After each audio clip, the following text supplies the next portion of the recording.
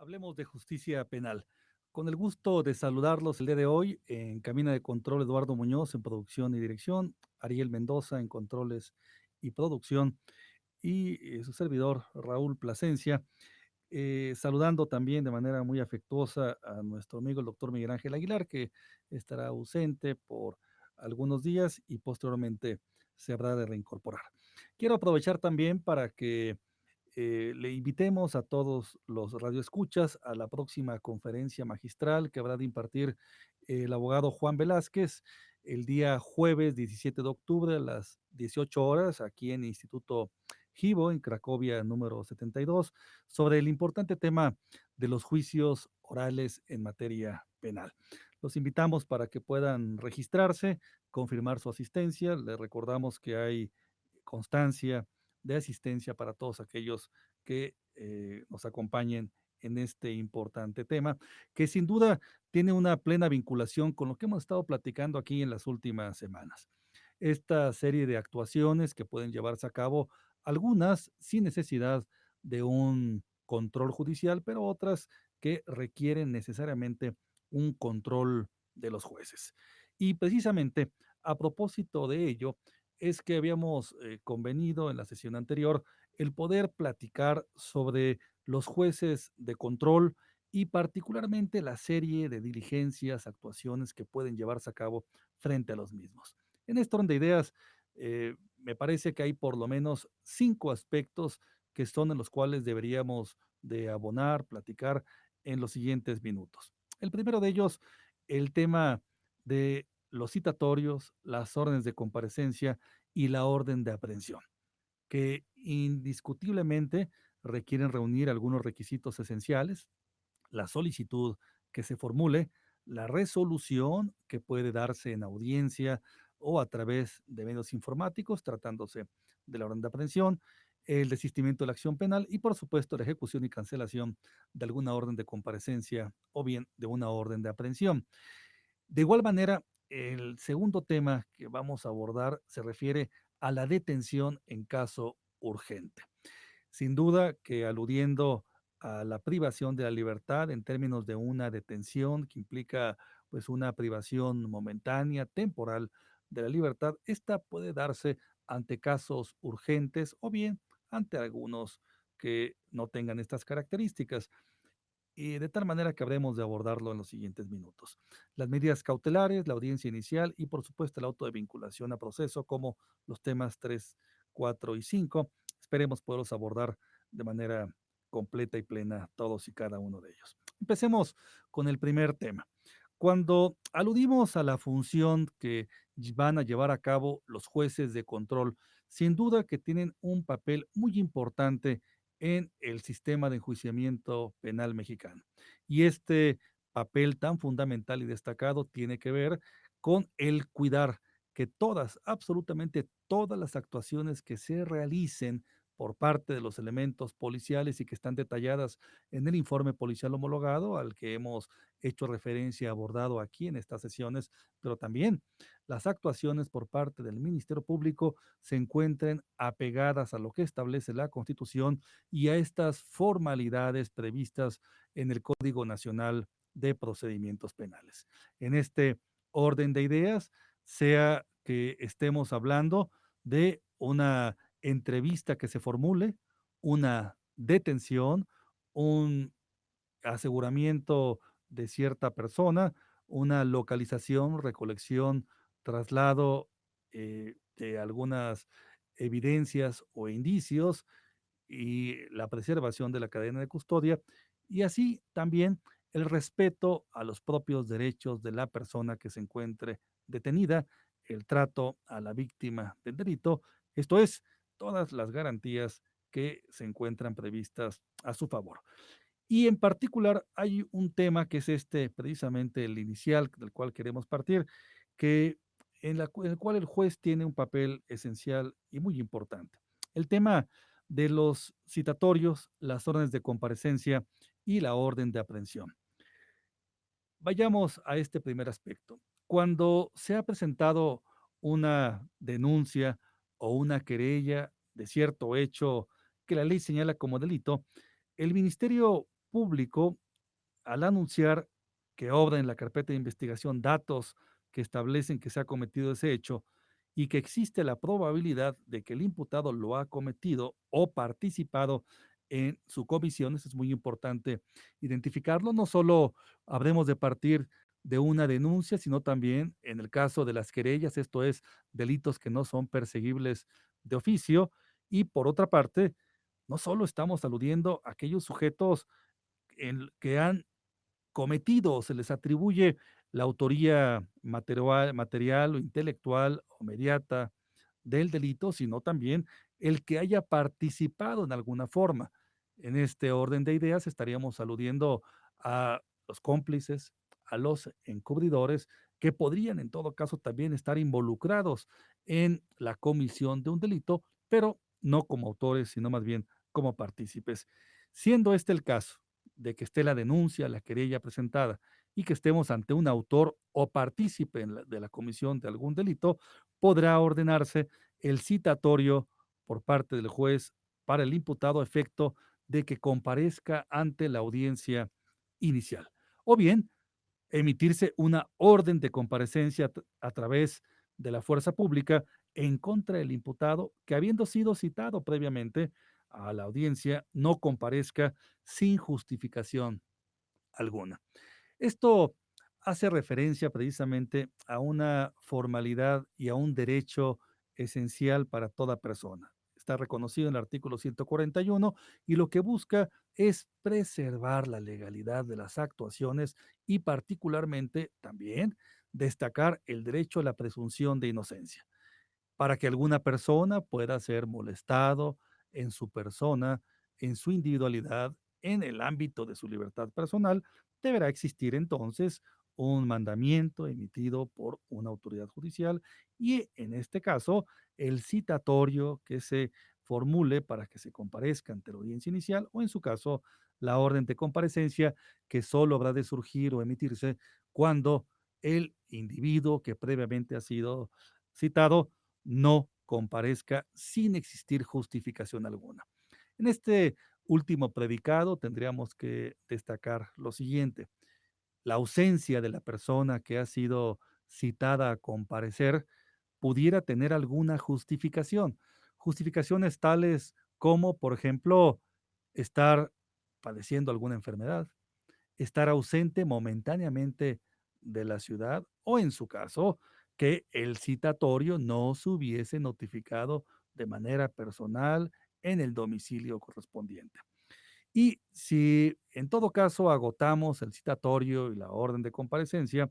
podría en buena medida sobrevenir también la denominada orden de aprehensión, que esta se encuentra prevista tanto en la propia Constitución como en el Código Nacional de Procedimientos Penales para aquellos casos en los cuales el Ministerio Público pueda advertir que existe la necesidad de tomar cierta cautela ante la sospecha de que la persona respecto de la cual se busca que comparezca, que se busca hacerlo presentar ante la autoridad judicial, pudiese evadirse de la acción de la justicia.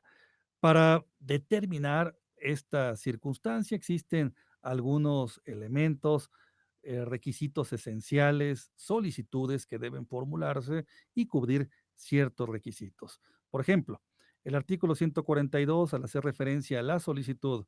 de órdenes de comparecencia o de aprehensión, establece que se debe hacer una relación de los hechos atribuidos al imputado, pero que además de la relación de los hechos, y es muy importante tener en claro esto porque no se hace referencia a la relación de elementos que permitan acreditar la comisión del delito, sino más bien relación de hechos atribuidos al imputado, pero que estén sustentados en forma precisa en los registros correspondientes y adicionalmente se puede exponer el motivo, la razón por la cual se considera que se han actualizado las exigencias para ordenar la aprehensión como medida cautelar. Esta solicitud se debe de formular sin duda con la argumentación a la que estamos haciendo referencia y que precisa justamente el artículo 142. El juez de control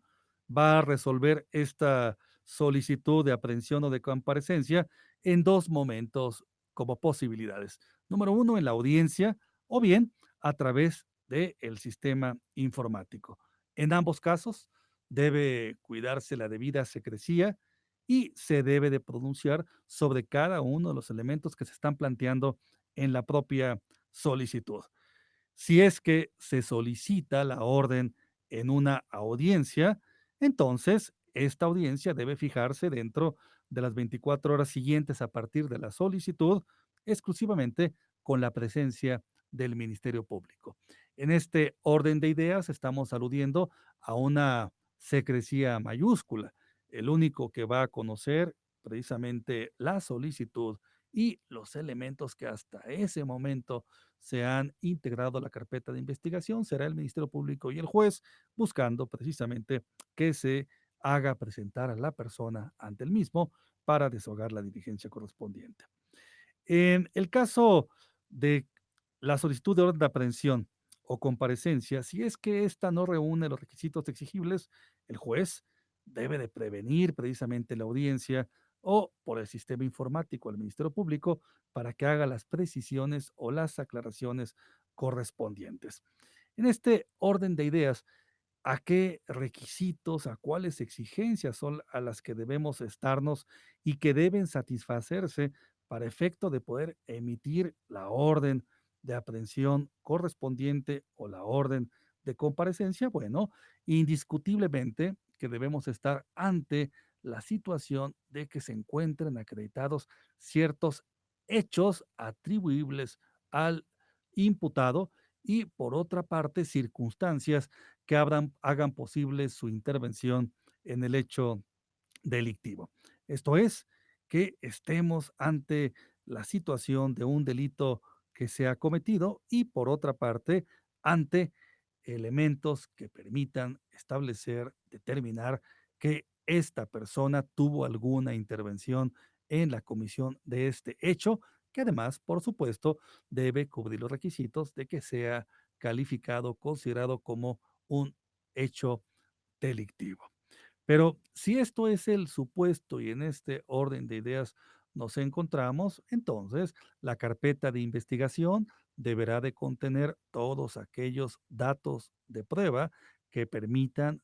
acreditar los extremos del hecho, que permitan suponer que estamos ante una cuestión delictiva. Pero también,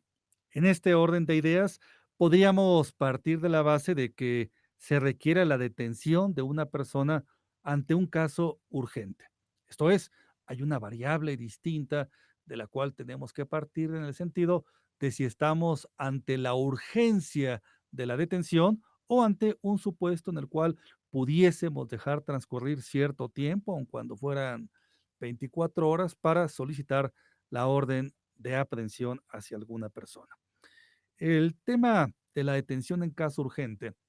es un aspecto que se introdujo, por lo menos en el sistema constitucional mexicano, a partir de la reforma constitucional del año de 1993. En ese orden de ideas se previó desde entonces que solamente en casos urgentes el Ministerio Público, bajo su responsabilidad, y fundando y expresando los datos de prueba que motiven su proceder, está en condición de ordenar la detención de una persona siempre y cuando concurran además los siguientes aspectos. Número uno, existan datos que establezcan la existencia de un hecho señalado como delito grave y que exista la probabilidad de que la persona lo cometió o participó en su comisión. En este orden de ideas, tendremos que partir de la base de que lo que el artículo 160, 150 del Código Nacional de Procedimientos Penales plantea es, número uno, la posibilidad de que el Ministerio Público, actuando bajo su estricta responsabilidad, pero siempre fundando en términos legales y expresando los datos de prueba que motiven, que justifiquen su proceder, ordene la detención de una persona, pero evidentemente, número uno, con aquellos datos que establezcan la existencia de un hecho señalado como un delito, pero no cualquier delito, sino uno que además se encuentre calificado como delito grave y que en este delito grave exista la probabilidad de que la persona lo cometió o participó en su comisión. En este orden de ideas se reitera la precisión en términos de la forma de autoría o participación delictiva. Esto es, cuando se alude al término lo cometió, estamos haciendo referencia a si estamos ante un autor intelectual, material, mediato, por inducción o eventualmente ante una coautoría. O bien, si hacemos referencia a la segunda posibilidad, que es participar en la comisión de un hecho delictivo, entonces estaríamos tratando de referirnos al individuo en su condición de cómplice o bien encubridor. Pero además, esta autorización para el Ministerio Público parte de la base de que se califique como grave para los efectos de la detención el delito, pero no solamente partiendo de una consideración personal del servidor público, sino más bien de lo que el propio Código Nacional de Procedimientos Penales establece y califica como graves. Para tales efectos, deberemos de recordar que se califican como delitos graves eh, los delitos que tienen o que ameritan una prisión oficiosa. Ha sido un largo, muy largo debate y lo hemos platicado, conversado con el doctor Miguel Ángel Aguilar, a quien le envío un cordial saludo, precisamente de cuáles son o deberían ser considerados como delitos graves. Y si la gravedad del delito debiese partir de una calificación legal o bien de las circunstancias bajo las cuales tanto objetivas como subjetivas que produjeron el resultado tratándose del delito en particular. Recuerdo que en el año 2005, 2006, cuando se debatía sobre el contenido de la reforma constitucional para introducir el nuevo sistema de justicia penal oral, acusatorio, adversarial, y cuando estaba diseñando el Código Nacional de Procedimientos Penales, una eh, de los principios que se buscaba defender lo era precisamente el tratar de evitar la prisión preventiva y garantizar el derecho a la libertad personal de toda persona que fuese sometida a un enjuiciamiento. Las modernas democracias, el moderno derecho penal y procesal penal, que debemos de calificar como democrático, lo que buscan es privilegiar el derecho a la presunción de inocencia, pero también el derecho a la libertad personal. En consecuencia, solo podría justificarse una prisión preventiva ante casos verdaderamente excepcionales. Lamentablemente, las reformas que se han ido sucediendo en un país como el nuestro, pues partieron inicialmente de la base de que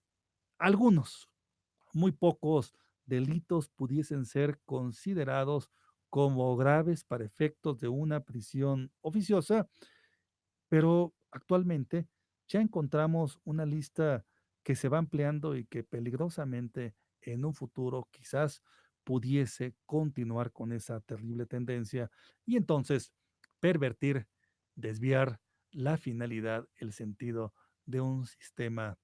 de enjuiciamiento penal como este. Y como una muestra,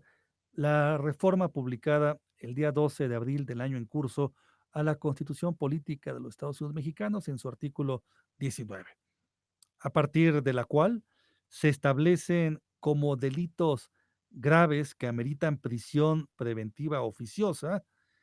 el abuso o violencia sexual contra menores,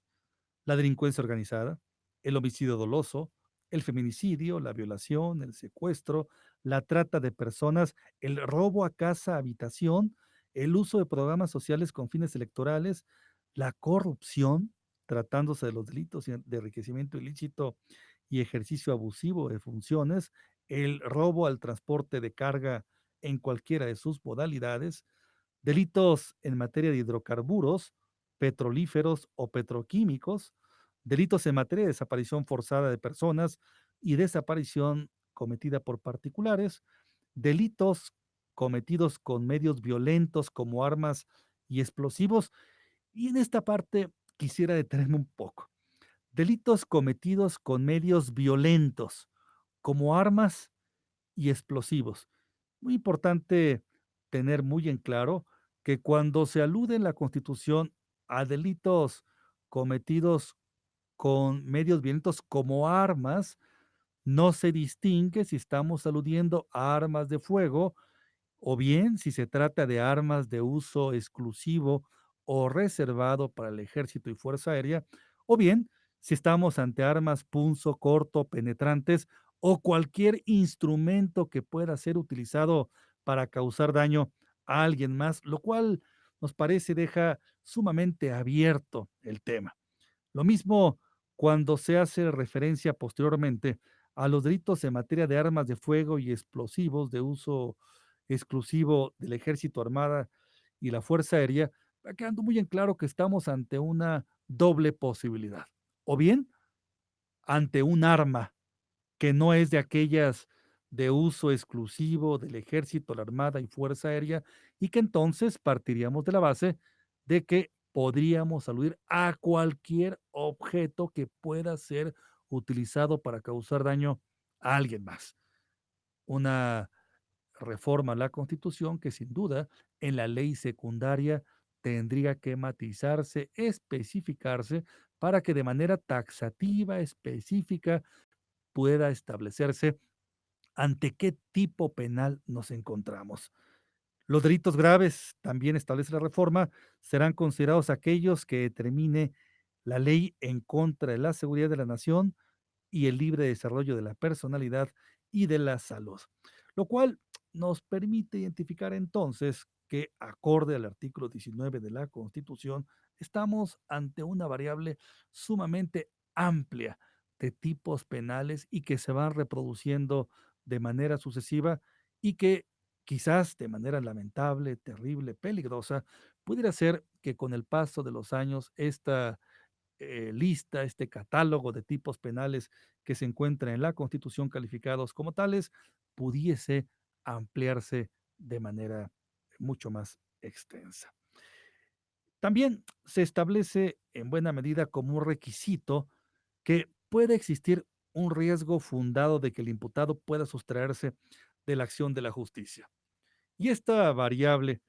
que hace referencia al artículo 150 en su fracción segunda en el Código Nacional de Procedimientos Penales, creo que nos deja una condición sumamente vaga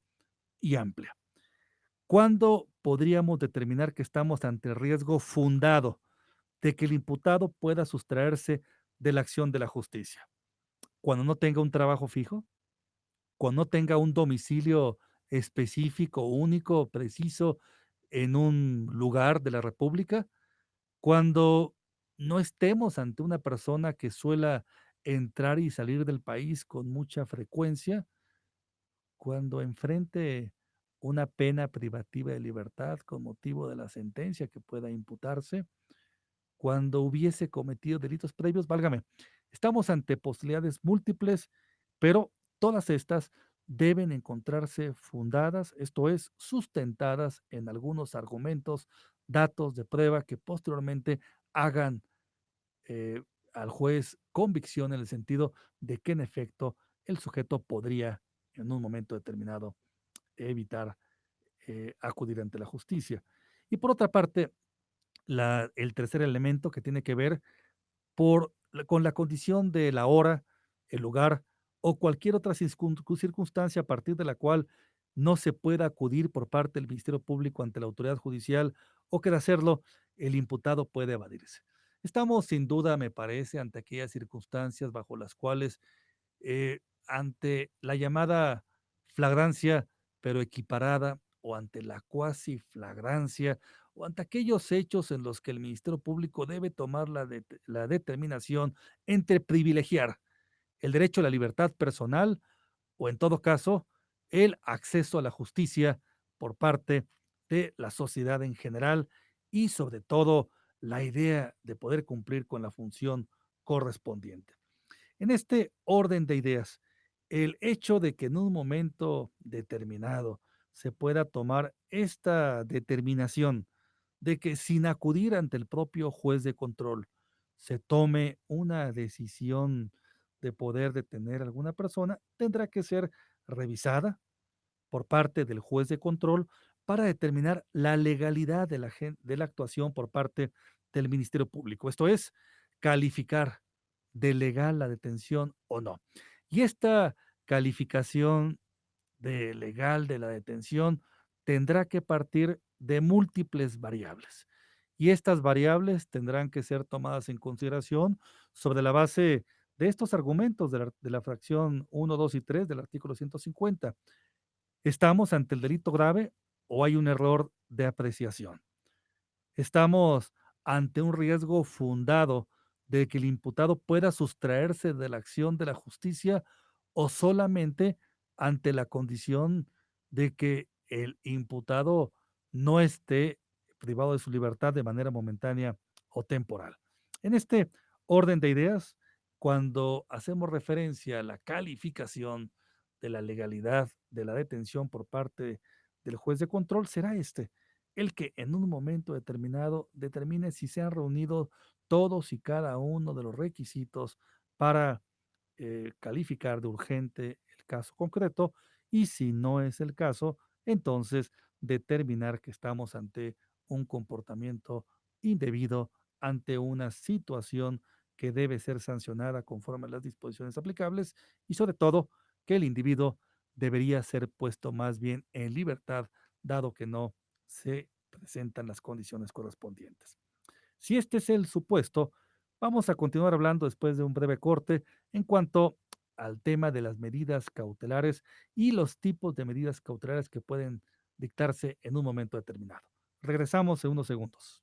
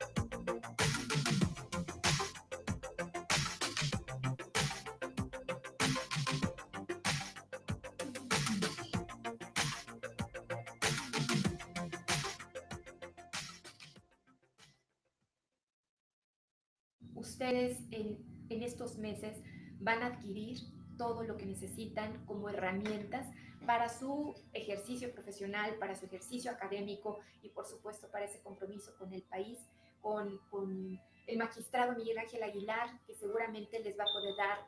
una mejor perspectiva de vida.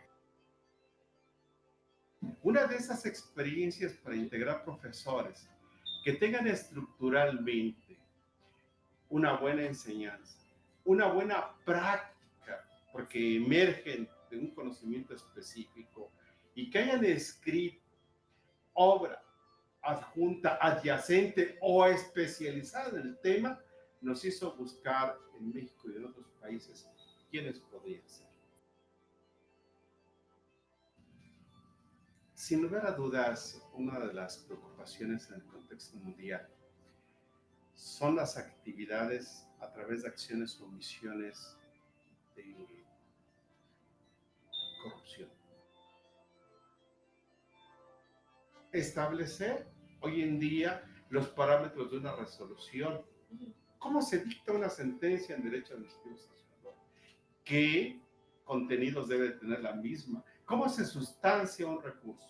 ¿Quién conoce del recurso? Pero lo más importante, su control constitucional. La mística de que los recursos económicos se deben destinar para los fines específicos.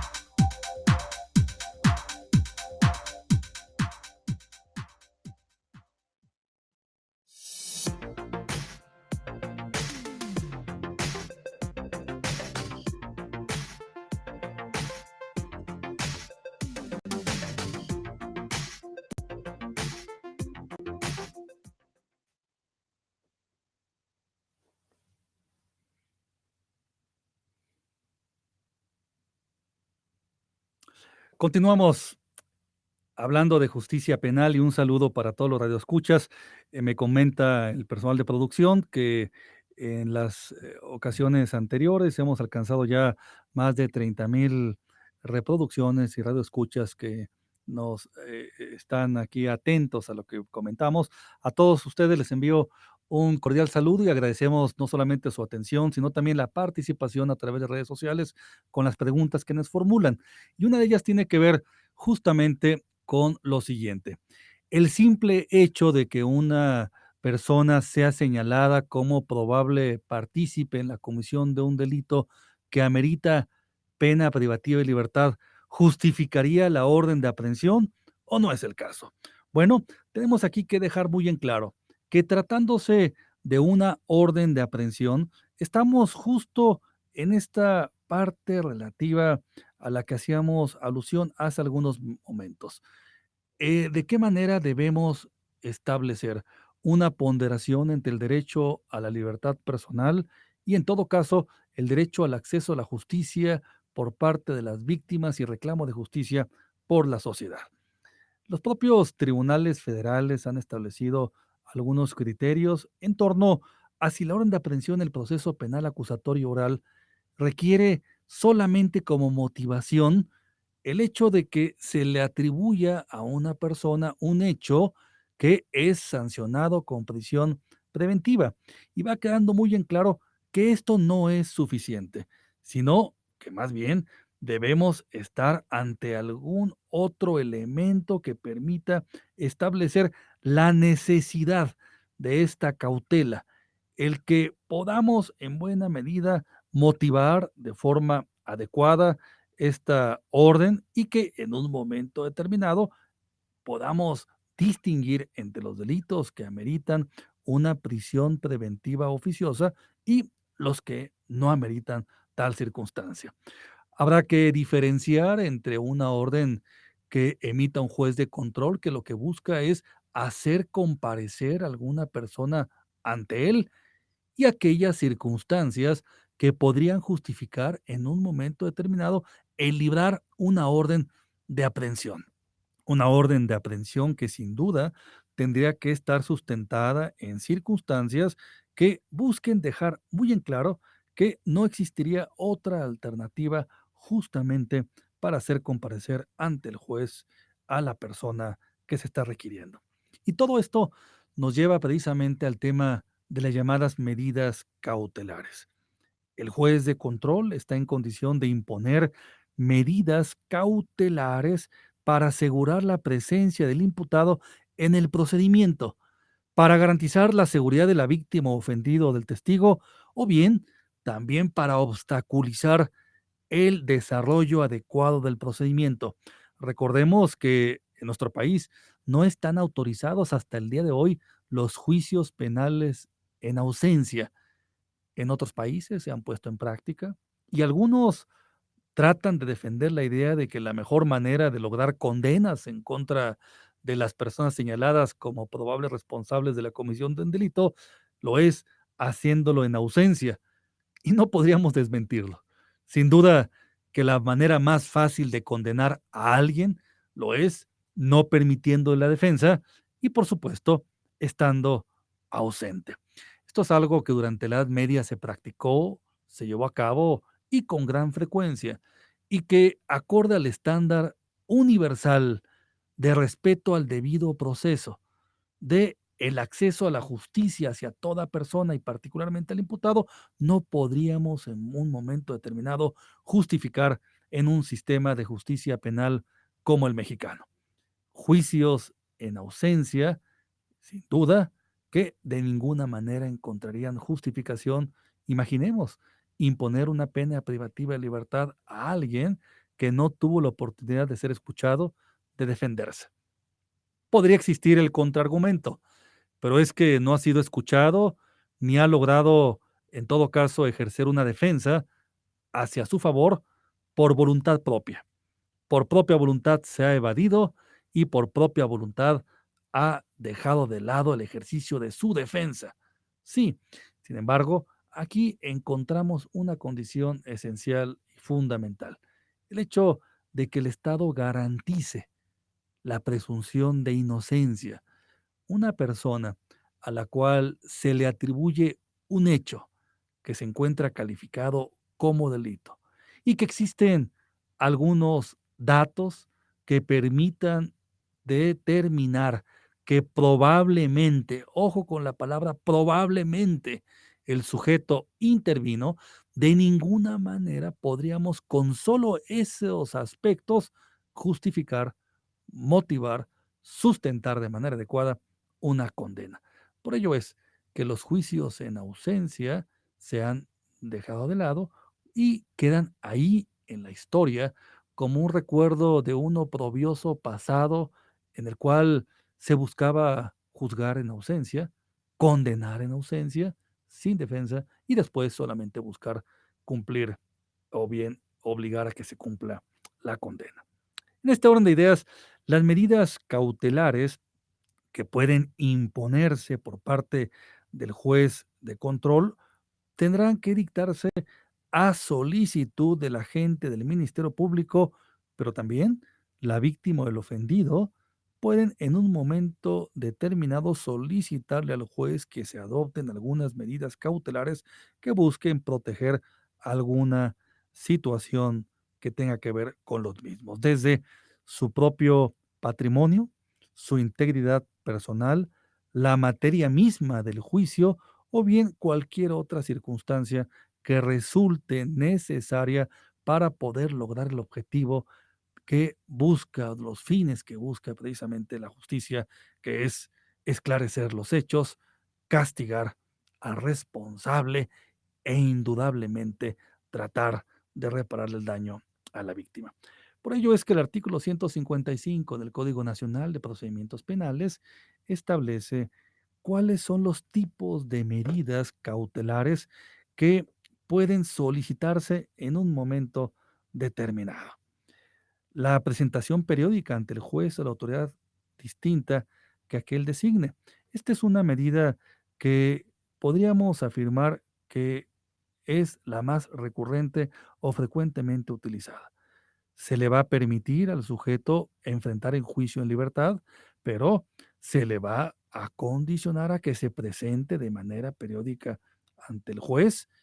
con el objetivo de que puedan desahogarse todas y cada una de las resoluciones correspondientes o los trámites o actuaciones que tengan que seguirse. La exhibición de una garantía económica que puede traducirse sin duda en una fianza, en el depósito de una determinada cantidad en efectivo a través de un billete de depósito o bien de alguna hipoteca, el embargo de bienes. Sí, si estamos ante delitos que ameriten en un momento determinado un daño que deba ser reparado, podría solicitarse el embargo de bienes para garantizar precisamente la materia de la reparación del daño. La inmovilización de cuentas y demás valores que se encuentren dentro del sistema financiero, tratándose de aquellos delitos que tienen un contenido económico. Esto es, estamos ante tipos penales en donde el sujeto activo, el individuo que consumó o participó en el hecho delictivo, utilizó como producto, objeto, el algún tipo de numerario de monedas, de dinero, y que por consecuencia se encuentran ahí en el sistema financiero mexicano. La inmovilización de cuentas, un tema muy debatido por el Poder Judicial en nuestro país. Una inmovilización de cuentas que deba, en todo caso, ser autorizada por un juez, sin duda. Hoy por hoy debe quedar muy en claro que debe ser el juez el que autorice la inmovilización de cuentas y que si bien es cierto que como medida cautelar se encuentra previsto, autorizado, que no se respete de manera previa el derecho de audiencia, sí se encuentran obligados los jueces a respetar ex post el derecho de audiencia, el derecho de defensa y particularmente sustentar de manera debidamente fundada y motivada el porqué de la inmovilización de cuentas o de los valores que se encuentren dentro del sistema financiero mexicano. Recuerdo a este respecto la acción de inconstitucionalidad 10-2014 que promoví siendo presidente de la Comisión Nacional de los Derechos Humanos y en la que precisamente hacía referencia a la necesidad de que tratándose de estas solicitudes de inmovilización de cuentas o de valores que se encuentren dentro del sistema financiero mexicano, estas solo, única y exclusivamente pudieran ser emitidas previa autorización del juez. Esto es, que de ninguna manera la autoridad administrativa por sí misma, sacrificando este control judicial, lo llevará a cabo. Y el argumento que vertí en ese momento hacía referencia precisamente al extremo peligro que significa que una autoridad administrativa o ministerial tome una determinación de estas características y que no se encuentre sujeta a un control judicial. Por fortuna, hoy por hoy los criterios en materia judicial se encuentran en esta dirección. El control judicial a propósito de determinaciones de esta índole. La prohibición de salir del país sin autorización o bien de la localidad en la cual reside la persona. Es una práctica frecuente, común, que a una persona que se encuentra sometida a un procedimiento penal se le recoge el pasaporte, se le manifieste que de ninguna manera tiene autorizado salir del país. El objetivo de esta medida cautelar es tratar de evitar la evasión del sujeto y que en todo caso el procedimiento penal no pudiese continuar, de tal forma que lo que se busca es en buena medida limitarle, por lo menos de manera temporal, y por determinación de un juez, esto es algo muy importante, con un fundamento legal, esto es, hay una condición de temporalidad, hay una condición de que sea bajo el control judicial y por otra parte que esté debidamente fundado el motivo bajo el cual se ha limitado el derecho de la persona a poder salir, ojo, sin autorización del país. Esto significaría entonces que el juez pudiera autorizar en un caso o en un momento determinado que el sujeto salga del país, sin duda. No es, en todo caso, absoluta la prohibición, sino que más bien lo que se busca es que el juez esté enterado y exista, sobre todo, la garantía de que el individuo habrá de seguir compareciendo en el procedimiento para evitar que éste se suspenda o bien que no cumpla con sus finalidades. El sometimiento al cuidado o vigilancia de una persona o institución determinada o internamiento a institución determinada. Esto es muy importante porque pudiera ser el caso de que estemos ante algún individuo que presenta algún tipo de trastorno mental o bien algún tipo de adicción. En este orden de ideas, pudiese ser necesario que se coloque a la persona al cuidado, vigilancia de alguien más, de otra persona o de una institución, o bien que se ordene el internamiento. Si nos encontramos ante alguien que padece algún trastorno mental no permanente, sino transitorio, pensemos en un trastorno de personalidad que tiene episodios violentos y que en los episodios violentos propician que el individuo consume ciertos daños, afecte a otras personas, entonces, sin duda, que debe estar sometido no a una prisión, porque el daño que le haríamos no solamente a la persona, sino a su familia y quizás a otros internos sería terrible, si a alguien que no puede controlar la violencia, lo colocamos en un ambiente de esas características. Por ello es que se prevé la vigilancia o el cuidado de este individuo o de esta persona por alguien más, o bien el internamiento en una institución profesional. La prohibición de concurrir a determinadas reuniones o acercarse a ciertos lugares. Esto es muy importante y particularmente tratándose de aquellos delitos en donde la violencia es característica. Pensemos en la violencia familiar, pensemos en las amenazas, en aquellos delitos en los cuales existe la amenaza latente de que el individuo pudiese ocasionar un daño hacia alguien más. La separación inmediata del domicilio, la suspensión temporal en ejercicio del cargo, la suspensión temporal de una actividad profesional o laboral, la colocación de localizadores electrónicos, el resguardo en su propio domicilio con las modalidades que el juez disponga o la prisión preventiva. Todas estas son medidas cautelares que es muy importante que continuemos abordando y lo haremos la siguiente ocasión, así como la audiencia inicial en la que habremos de tratar también el control de la legalidad de la detención, la imputación a una persona detenida o a una persona en libertad, la declaración del imputado, la vinculación a proceso y los datos y medios de prueba en el plazo constitucional. Antes de terminar, quiero saludar a Alfonso Mojarro, a Osvaldo Acosta, a Cristi More y a Saraí Bugarín y a otros tantos cientos de radioescuchas que nos han escrito, a las cuales les pido una disculpa por no mencionar su nombre, pero les agradezco por estos micrófonos, el podernos,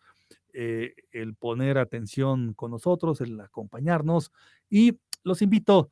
en buena medida a que continuemos la siguiente ocasión hablando de justicia penal con estos temas que hemos dejado pendiente y les recuerdo de nuestra conferencia que tendremos aquí en el Instituto Givo el próximo jueves 17 de octubre a las 18 horas sobre los juicios orales penales que habrá de impartir el distinguido abogado Juan Velázquez. Los invitamos a que asistan, Cracovia 72, en San Ángel, Ciudad de México. Regístrense de manera previa para que podamos darle sus constancias de asistencia. Nos vemos en la siguiente ocasión. Muchas gracias. Hasta luego.